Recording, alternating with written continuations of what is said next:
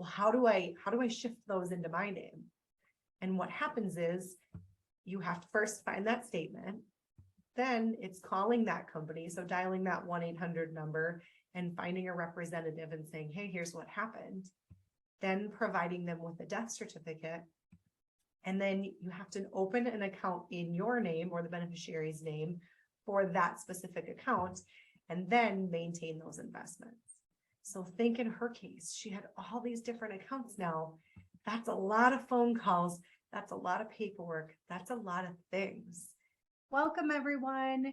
Tonight at Sweet Financial Live, we're going to talk about something a little bit different in preparing for life's what-ifs. So this isn't going to be a big financial presentation that we're used to, but it's something equally important. So as I had mentioned, unfortunately, an increasing conversation that we seem to be having is, what do I do when something really unexpected happens? How do I regroup? Should I have done things differently? Could I have done things differently? I can't count how many times I've heard, I wish I would have known about that before. Or I wish I would have started planning sooner, or really thinking about that sooner. And I really want to change that conversation from, I wish I would have, or I should have, could have, instead to be, I'm so glad that I knew. Because I've never had anyone regret doing all of the planning, or I've never had anyone regret saving too much for retirement, but I've often heard the other side. And oftentimes there's maybe one spouse that's really involved with investing, really likes it. And then there's the other that's like, he takes care of it. She takes care of it. They do a good job. We'll worry about it another day. But what happens is sometimes another day doesn't come. Sometimes we find ourselves in pushing things off maybe a little bit too far.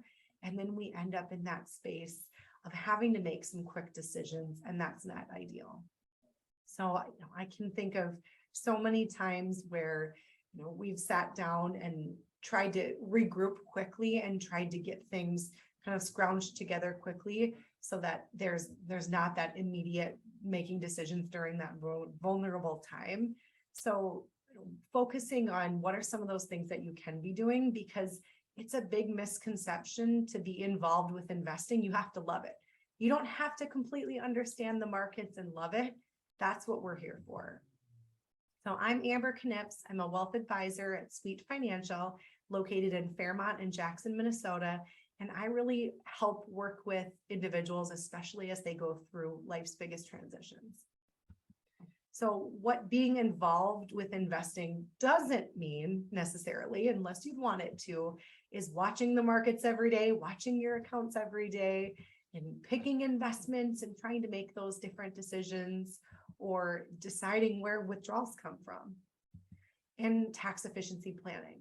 So if you're someone who likes those things, that's great. I will go through any of those with you at any time, but it doesn't mean that you have to like those things. Just like for me, I don't like changing my tires or changing the oil in my car. So I have someone great who helps me with that. But what investing does mean is it means having trust and comfort in your team and knowing who that team is. And knowing that there's no stupid questions. There's been so many times where I've connected with the spouse that maybe doesn't love investing, and there's like, I don't want to come because I don't want to ask anything stupid. And I'm like, there's no stupid questions, especially when it comes to your finances and your future. So knowing that we've heard it all, and we love to answer it all, and we'll teach you as much or as little as you'd like to know. And having an understanding of where everything is, of knowing what types of bank accounts you have, what types of investment accounts, where they're at, and understanding what maybe rough amounts are in each of those too. And what it does mean is having a plan for if something unexpected happens, what are you going to do? So think of it kind of like a quick go bag of, where do I access quick money? If something does pop up, or who do I call first to help me walk through those different things? And that's the biggest thing, is there's two types of people, some who love investing and some who don't. And there's a perfect fit for everyone with your finances. It's just finding out what works best for you. So I split things up today. My brain works in quadrants. So looking at 4 different quadrants and different types and places to look at of what you can be doing to help prepare a little bit more if something unexpected does happen.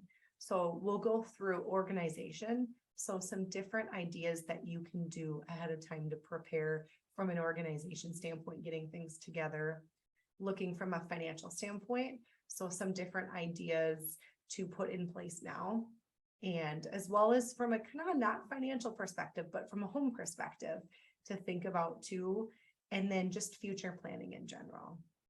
In all of the conversations that I've had, there's so many things that could have gone a little bit smoother. So taking the time today to talk through some of those with you. So if you do find yourself in that situation, you can kind of learn from some of those different things and hope that when your spouse or your family members find themselves in that situation, things can go a little bit smoother. So we'll start with organization. So this is a big one. And I don't know if anybody's like me. I get mail, it all gets stacked on the counter. I'm like, I'll go through that pile later. All my bills are auto pay. So I know it's mostly just things to sift through. And then the counter gets kind of stacked up. And then eventually they go into that drawer, the one that has the scissors, the tape, the birthday candles, kind of all of the things. Well, eventually that drawer gets kind of tight. It's kind of hard to shut. So then they get picked out of there and put into a box. And then eventually my box starts to look like this.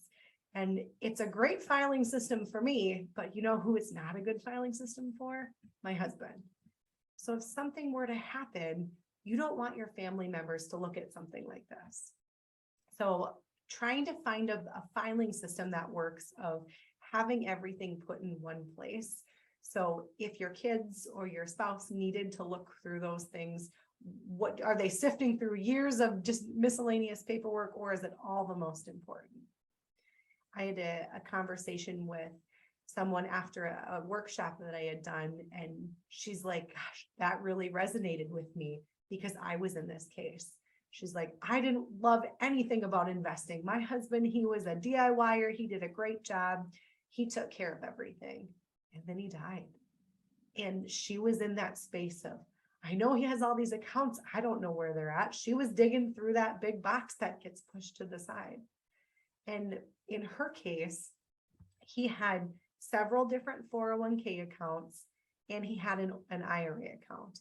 So he had several different employer plans. He had left and changed jobs, but just kept them there because he had a great system that worked. But when something happened to him, she was left with now needing to clean up all those different accounts. So what happens in that case, and this is a question I get a lot, is, well, how do I shift those into my name? And what happens is you have to first find that statement. Then it's calling that company. So dialing that 1-800 number and finding a representative and saying, hey, here's what happened. Then providing them with a death certificate. And then you have to open an account in your name or the beneficiary's name for that specific account, and then maintain those investments. So think in her case, she had all these different accounts now. That's a lot of phone calls. That's a lot of paperwork. That's a lot of things.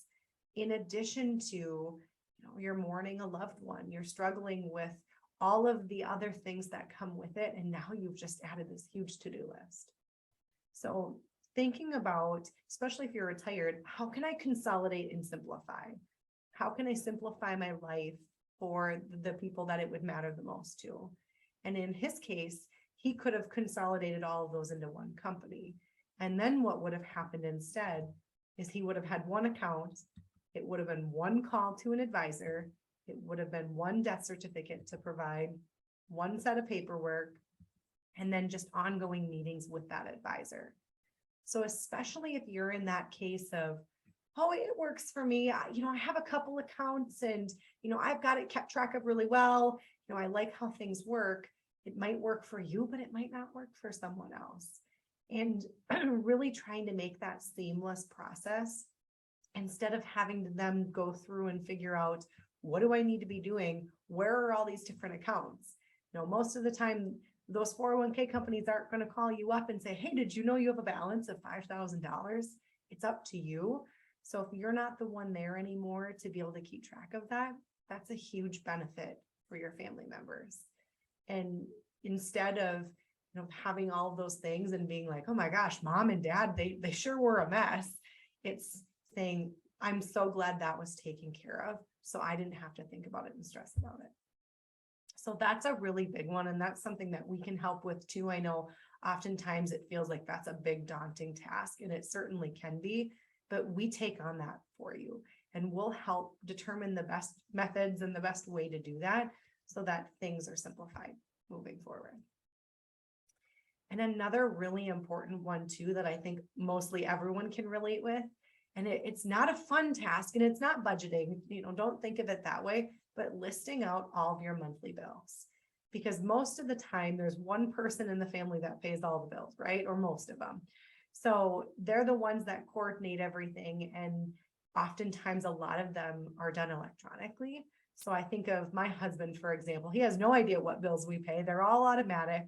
I'm like, do never, ever close our bank account, basically, because they're auto pay, they're out of sight, out of mind.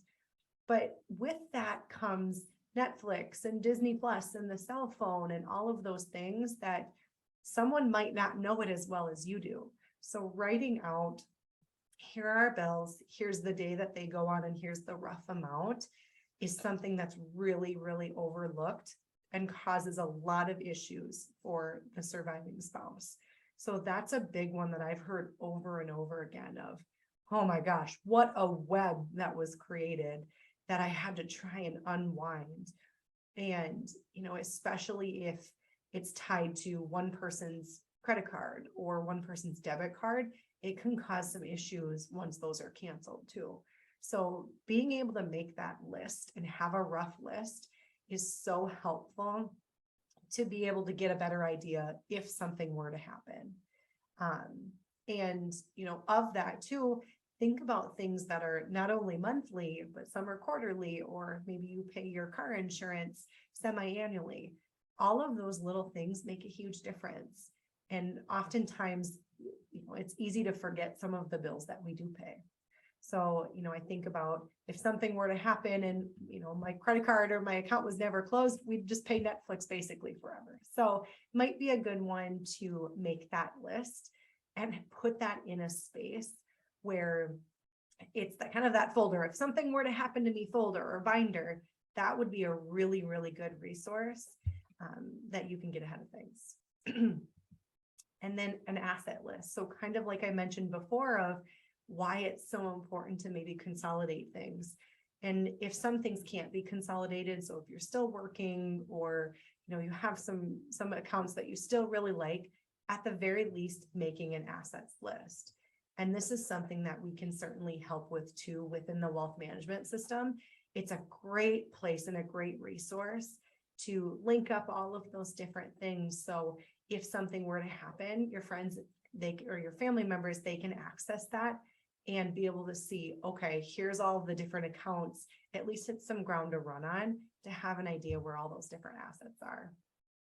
So even a quick list is better than nothing, but a detailed list of all of those things is really, really important.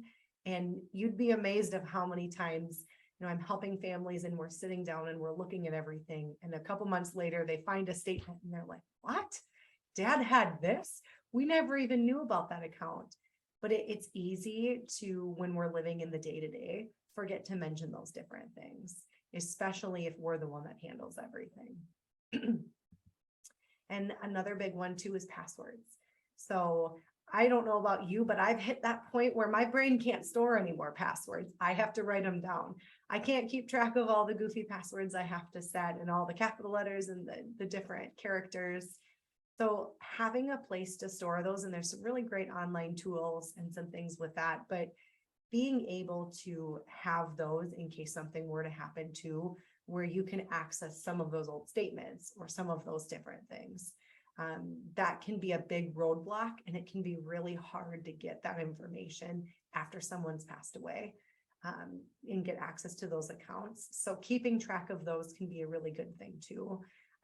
My husband, he's just as bad. So he should really be listening to this because he's always like, what's my social security number? What's my password again? And I always have to direct him to his password keeper because it's hard and we've hit that point. So being able to store those and keep those is really important.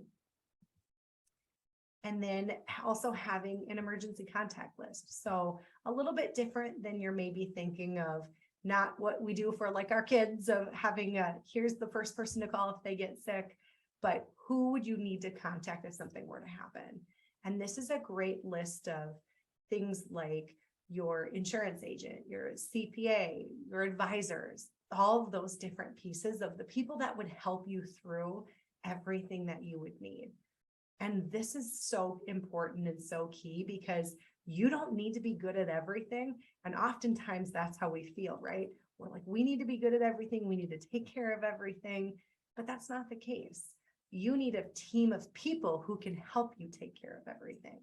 And that's what this list is here's the list of people that can help you through everything. And sometimes it could even be people like, if you need your oil changed, he's your guy. Or if you need the house cleaned, she's your gal. It's just a helpful list of maybe people that you don't have in your phone, but could be important contacts for someone. So the next category to go through is finances. So this is one where it's a little bit different than we typically normally do. Is this presentation, we're not going over charts and numbers, but thinking about some of the things that you should maybe put in place and make sure are put in place in regards to your finances. So one of the really big ones is beneficiary designations. And you're probably thinking, oh, Amber, we know we have beneficiary designations set up. And I'm like, yep, I 100% agree you do. And that's something that we watch really closely and we review at a lot of your different meetings of making sure they're set. It's some of the accounts that you forget about. Maybe some old life insurance policies, or if you're one that's like, yeah, I've changed jobs a couple times, I have some of those old 401ks, reviewing those beneficiary designations, because oftentimes you think they're maybe right and they could be wrong. And something that people don't often know is your beneficiary designation, that's how it is. It's very, very difficult, if at all possible, to get that changed after something were to happen to you. So very, very important to make sure that that's set correctly. And if you have a will, sometimes people say, well, I just did this great will and everything's set exactly how it wants to be. Your beneficiary designations do not pass according to your will. So they could potentially be different. So that's something that's really important too, especially if you've just done estate planning, which is fabulous, is having that conversation and reviewing all of those old beneficiary designations. And even think things like HSAs, like the old 401ks, bank accounts. So something you can do, you can add POD, it's called pay on death, under your bank accounts. And that helps make things a little bit smoother too for that weight.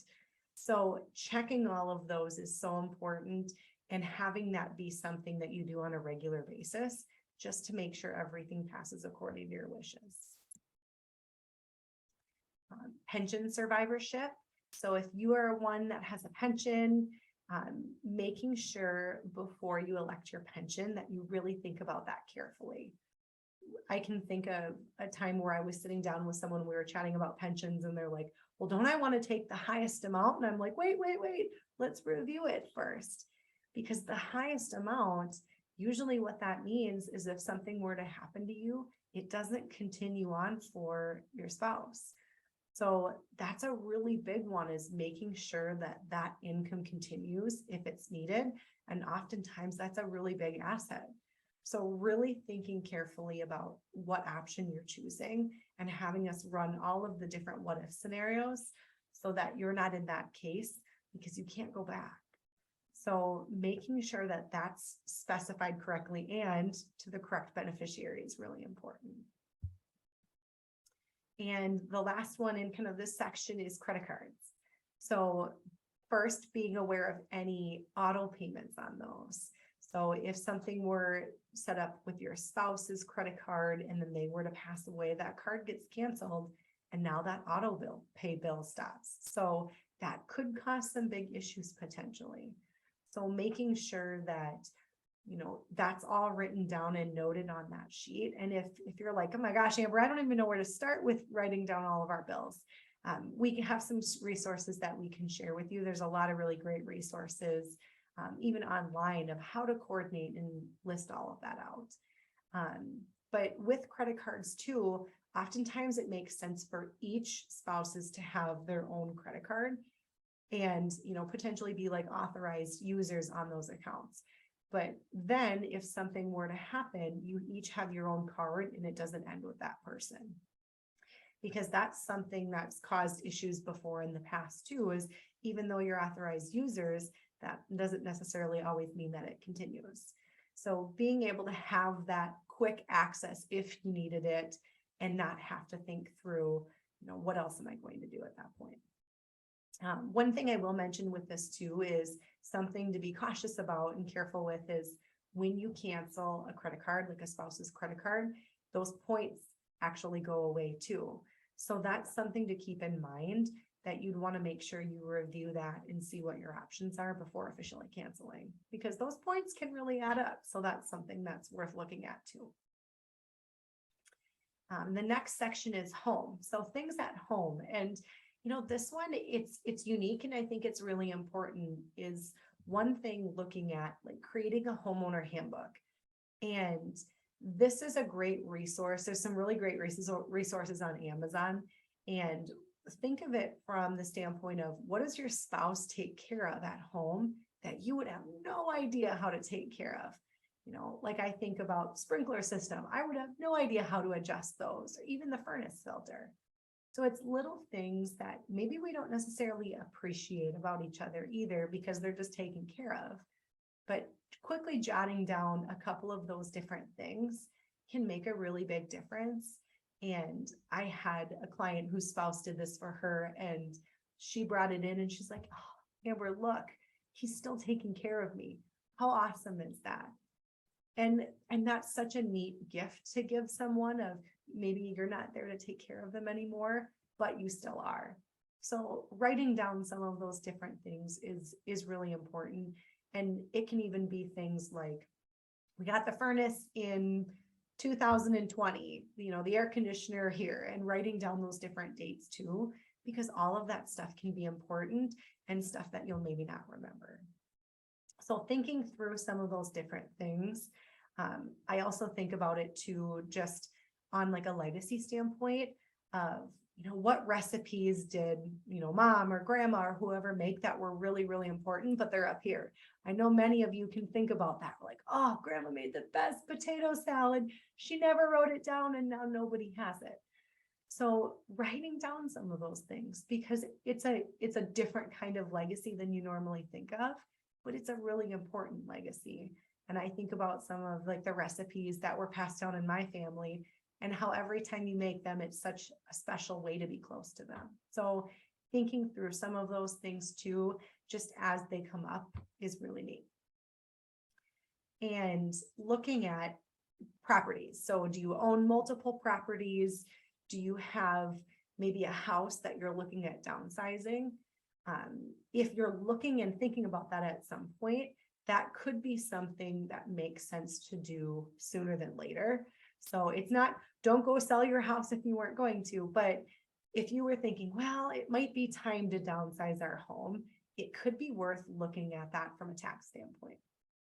Because what happens, and we'll go through this a little bit, but is when you're married filing jointly, the brackets are significantly bigger than they are when you're single.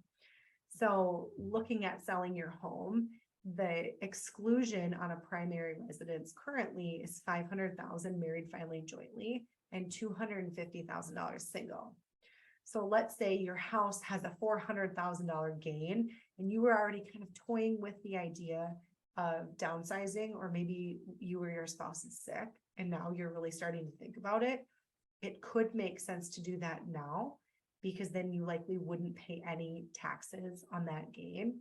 But if you were to pass away and now your spouse is selling that house, the gain exclusion is only $250,000. So they'd end up paying a sizable capital gain. So that could be a big reason to really look at some of those different things too. And, just in general, of simplicity of things later on, if you have all these different properties, and you're the one who manages them, that might be something worth looking at too, of saying, let's simplify things a little bit. And maybe that'll help from a tax standpoint too later on. So I'm going to start by saying this is the only chart I'm going to show. I swore no financial charts, but just one. This is taxes. So these are the rates for this year. So 2022's tax rates. And the very top, you can see those are the married filing jointly brackets, and then the single ones are below. So I want to just quickly walk through tax rates and taxes and how they work. Is that if you're in, say, the 22% tax bracket, you don't pay 22% on everything. That's just what you pay on the last dollar. So the first chunk of income, you pay 10%. The next chunk, you pay 12%. And then it's just over in those brackets. That's a big misconception that I often have people question and have questions and wonder about. So I wanted to mention that just as I go through these different tax rates. So in looking at the change potentially between married filing jointly and single, let's say your taxable income is $75,000 for this example. So that would put you in the 12% tax bracket as you're married filing jointly. And then looking at, well, what if something were to happen and now you find yourself single? So typically income stays relatively the same. It might go down a little bit just because of Social Security changes. But overall, you might still have your land rent, you still maybe have some sort of pension income if you got that, really RMDs stay the same. So income will stay relatively the same, maybe go down a little bit. So what would happen is that same $75,000, you can see in that red bracket, now you're in the 22% tax bracket. So it's a sizable increase, with not doing anything really. So, looking at that, that's something that we're always looking at too of, is there different opportunities now that we should maybe take advantage of? And this is something that your advisors will continue to talk with you about, is what kind of things could you be doing? Is there Roth conversions and some of those things? But this isn't something you have to worry about. This is something that we take care of for you. And we're constantly looking at to try and figure out how can we be the most tax efficient. So that's it. That's all my soapbox on taxes and future planning. So this one I think is really important too. And it's the driver of why we do what we do. So the dream architect life is what we focus on. Is, of course, we want to have your accounts grow, and that's a really important part, but it's also knowing why you want your accounts to grow. What do you want to be doing with those funds? And merging those together so we can figure out what's your ideal life. And the hard part with this is it's hard sometimes to look past, what comes next, especially if you find yourself without a spouse. So trying to figure out what your new normal looks like and, what's important to you now. Has anything changed? And something that we do is we walk through all of this planning of, well, what are your expenses now? What do you want to be doing? Helping answer some of those questions of, how long is my money going to last? How much money can I take? Those are some of the big questions that we have. And if you haven't gone through that, I think that's so important, because it helps put it into kind of a nice, quick way of looking at it. So if you're like, I don't want to know all the in between and all the numbers and the charts and all those things, I just want to know we're okay. That's exactly what the planning does. And it helps you get an idea of, okay, if things continue as they are, I know that I'm good, or I need to make these different changes. But it also helps you run different what if scenarios, because ultimately we want to see if there's any holes in your plan before they happen. So I don't want to sit with you and be like, oh my gosh, now we're trying to run recon to figure out what to do. Instead, it's the conversation to be proactive and say, okay, if this happens, here's what we need to do. And, that's the biggest thing, is we don't want to have to make lifestyle changes just because you lost a spouse or you lost a job or whatever it may be, is trying to think of those things in advance. So I'll show you just a quick example of, what that looks like after we've put in all the information. Is you can say, okay, if I do everything and I live until age 100, then here's my success ratio. So in this case, in this example, it's 94%. then they say, well, what if we lived to age 90? Because they're like, I don't want to live until age 100. That brings their success rate to 99%. So in that case, what that usually tells me is there's some room for opportunities.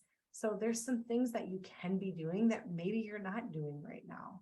So then I'm always trying to figure out how can I break the plan essentially? What's that limit? And in this case, what if they spent $5,000 more a year? And that puts their success rate to 75%. So out of 1,000 different randomly generated market scenarios in this hypothetical example, it takes it down to 75%. So then you can say, okay, that's too much spending every year. Maybe it's 3,000 or 2,000, but being able to get that idea. So then, something crazy comes up. You're like, I have that wiggle room. I'm okay. And that's the most important thing. If you find yourself in that situation where things suddenly change, is that you're like, I have a plan and I know I'm okay as long as, within reason. So what if things catastrophic happen? Then what happens? And with that, we're always looking and saying, well, what if there was an early death? And, I'm not picking on Dave here in this example, but what if Dave passed away at 75? That drops success rate to 54%. So that makes me uncomfortable. That means there's got to be some sort of lifestyle change in order to make that work. So then we're going to look and say, well, what kind of options are there to get that back up to a comfortable range? What could you potentially do to make that work? And that's where you can look and say, well, maybe life insurance makes sense, or maybe we increase life insurance at work, and look at those different things to see, exactly what you can do so that you don't find yourself having to make those changes. Because 9 times out of 10, every spouse wants their spouse to thrive and continue and not have to make any changes. There's some cases where they're like, well, Sandy could spend a little bit less on shoes, but overall, we don't want someone to have to change. And that's the biggest thing, is coming to your meetings with your advisor, and at least the planning meetings, to be aware of the plan that's put in place and say, okay, I don't like how that looks, or I am comfortable with how that looks. What about this? Because then if you do find yourself in that case, you have a lot more comfort in a really uncomfortable situation. So, really, I've found that there's no perfect system for everyone on how to get organized, but there's a lot of different ways to do it. And I'm sure many of you know about me. I love to organize and I love a good spreadsheet. So if you're sitting there and you're like nodding, yes, like this is me, I need all of these things. And I feel like we don't have a good handle on that. If you're overwhelmed, reach out. I would be happy to sit down and help figure out, how can you start to get organized, and what can that look like? There's a quote that I love, and I actually keep a sticky note of it right at my desk. And it says, a good plan executed now is far better than a perfect plan executed next week.